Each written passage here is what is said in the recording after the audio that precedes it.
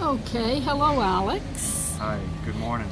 This is Alex Hemricks Yeah, with Brussels Cafe in downtown Chambersburg. And he has a message for his neighbors, his friends, and the community. correct. So, how has this affected you, Alex? So let's start for a quick second about how COVID impacted us. Also, we have to remember that I'm very fortunate in my understanding of COVID as I was in Belgium when this went down. Luckily, came back on the last day of travel that it was allowed. I really trying to keep my version of COVID, my understanding of it, extremely international. So this virus traveled through different continents, and he impacted and affected my decision on how we operate our business for our community. So we take data as an input that we are analyzing from different countries, different area, not just Chambersburg, right? So when this happened, we were 3 weeks ahead of the game in Europe. And then it impacted us 3 weeks later in Chambersburg. So we knew a little bit where we were going into and what we were impacted at the time. So with that being said, when we came here, we decided to directly close our doors because we want to make sure that first of all, our employees, I would say, are number one priority and they're being safe. So that's our most important key, right? So we closed and they were all safe. While we were being closed, ironically enough, we wanted to keep our mission to be we would not lay off anybody. And we want to make sure that all our employees would continue getting their regular hours. So we did different scheme within Brussels Cafe inside behind closed door where we did some extensive cleaning, extremely routinely to get every angle possible. And we did a few upgrades within Brussels Cafe while being closed. And we worked on new menu items as well. So like that could keep them with their regular schedule, regular hours, and while we're having fun while being safe. Not just for our employee now, but also for our communities as well. During that time, we were able to assess what was the current local situation, not global anymore, but local, right? So we understood that we were being handed a set of guidelines by our local government. They were per se in their own views, right? So we did the best as we could in obeying by those laws and regulation. We were told that we were an essential business, and believe me, Brussels Cafe has some serious history behind it. Are we an essential business? Depends on who believes so, right? So I think that we're not so much an essential business, but when they say that food is an essential business, it is what it is. For me, what's essential is when I was deployed, receiving an MRE 3 times a day, for me, that's essential, right? But we're all different, it's okay. So thank you to that.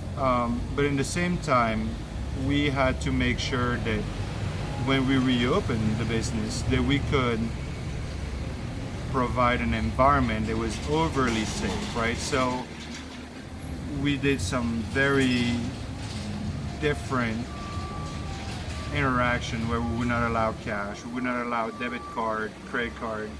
Everything had to be done through online website.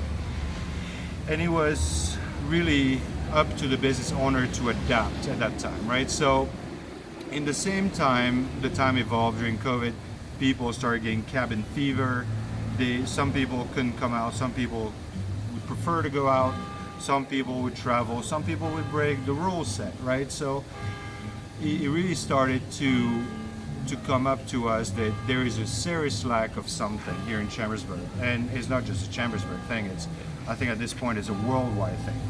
And it's a lack of love for everyone and everything, right? So we understood that was the biggest key possible right now that we needed the most for everyone. People are getting depressed, people are getting sad and tired.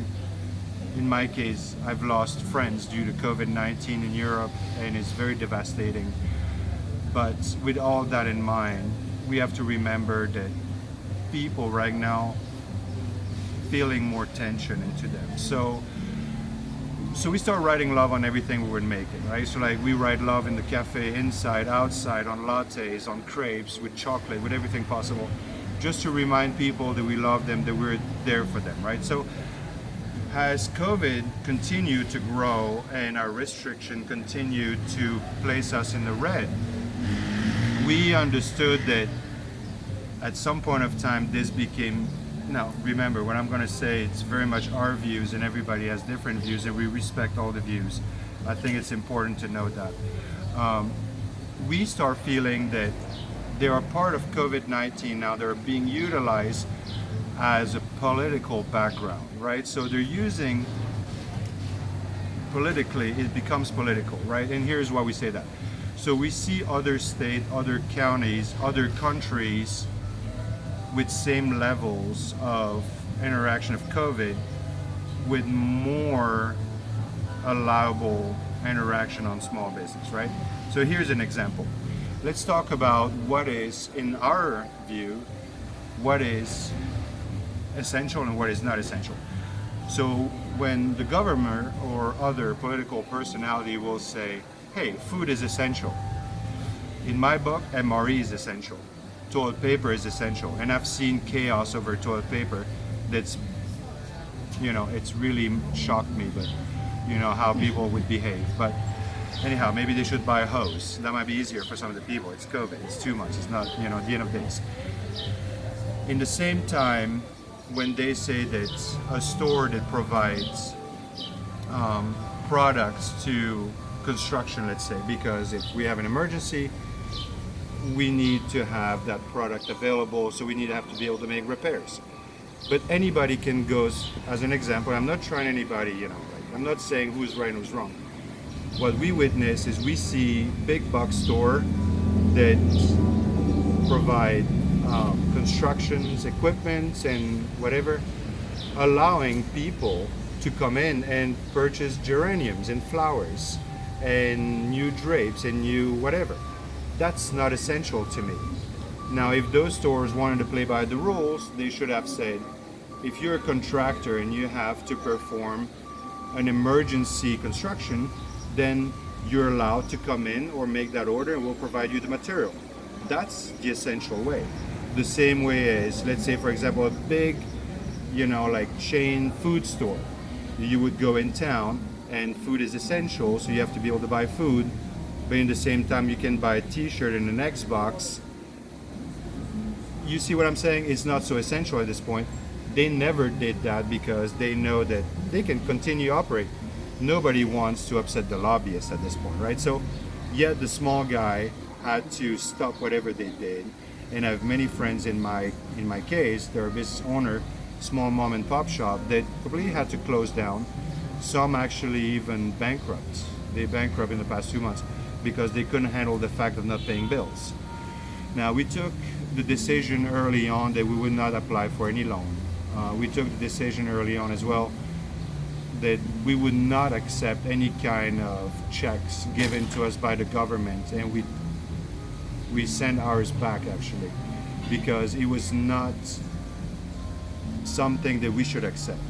For us, nothing is free. So we've been doing something like saving a little bit of money that we could every month for rainy days. Nobody expected COVID-19.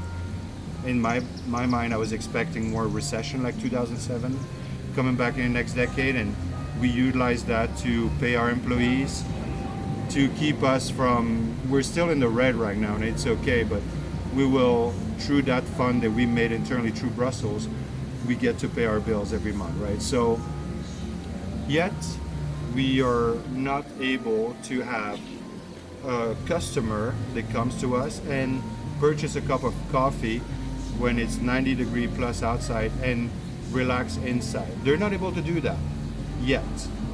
But you're able to go to a big box store and stand in line for 40 minutes if you want to buy a geranium. So this is where politics really impacted us. Like, you know what? This is not about COVID. This is not about the health of people. The local entity, because when we reached out to them, none of the local politicians were to be found. So none of them have their own best interest to the health of people. All of their interest is about 2020, it's election year. Please re-elect us back. listen, guy, I love you, like everyone equally, but you gotta go. Like right now, you're upsetting the community. Right now, we need together to get together. It doesn't matter if you're Asian, Belgian, German, from Holland. I have a lot of friends from Africa, from Russia. Whoever you are, it doesn't matter who you are. It doesn't matter what you look like. All it matters is love is around and people care for one another. People always have difference of opinion, and that's okay. People are Christian, people are non-Christian. People will argue it over everything possible, even more now because they've been stuck at home for so long. They're deprived of attention, social interaction, doing what they love to do. In those times, it's more important than ever. And here's why I say that. When I first moved to America, and my English was very limited at the time, it was in 2002, right after September 11, 2001, to join the U.S. Army. That's what I wanted to do. I saw something that really touched my heart. That's the reason why I joined, partially too. United States in 2002 was united. There was no Republican, there was no Democrat, there was no Christian, there was no people, they were not believing in God. All there was America. And everyone, 99% of the people that I interacted during those years, they were all American. All of them were together as one. When you put that in perception, it's powerful because that means that's when the group really comes together and achieve greatness. Today is worse than I've ever seen in a decade since I came in. And here's why. We have people that argue over, some people are Republicans, some people are Democrat, and who's going to be the next president. And now we have, should we wear a mask? Should we not wear a mask? Some business will say, you're not allowed in my business if you don't wear a mask. For a business, it's okay to say that because that's their own preference. But for us, it's all about sending the same identical message to whoever it is. If you want to wear a mask and come to Brussels, we love you. We respect you. If you want me to wear a mask, most likely I will be wearing a mask for you. Because if it makes you feel better and more healthier, it is your right, and we love you for that. If you're coming and say, hey Alex, I don't have a mask, I'm really picking up just a quick coffee, do I have to wear a mask? No. If you don't want to wear a mask, it is your own right, it's your own choice not to wear a mask. We love you in the same equal way. Right now, America is so divided. I mean, look what happened 2 weeks ago. We got put under target for a hot second. Also, you know, we received pretty out there message. It is what it is at this point, but it really shows us that America really needs love right now. It doesn't matter who you are. If you're, again, any kind of culture, any kind of background, any kind of color, it doesn't matter. There's one thing in common.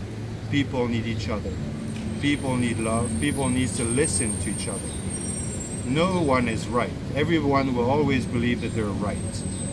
But the person they come across and say, I'm gonna put my best foot forward to listen and trying to understand your point of view. I'm gonna do my best for that. That's how together we come together, right? So it's like being married. It really is. You know, you can't be the husband and like have your wife or the wife and listen to the husband. It's like, yes, dear. Those days are gone. It's gonna be like you sit down and you're really trying to listen, not hearing me, listen. Together, we're here for the long run. I want to go to my diamond, anniversary with my wife. My wife is my community every day. We love each other identically. Doesn't matter who it is. We're here for a long time, right? So we've noticed businesses, unfortunately, that have created animosities between other businesses that we receive message like, hey Alex, thank you for sharing what you did the other day because that's the way we believe. We also receive hate message and I feel sorry for those businesses, but trying to put yourself in the position of the other. What could be in their shoes? Maybe somebody have lost a life. I can tell you that right now there's more than 20 families in Chambersburg that have lost a close one due to this virus. Put that on top of things in perspective. It's very powerful. We don't know what people go through, but we can listen and try to understand to make it better.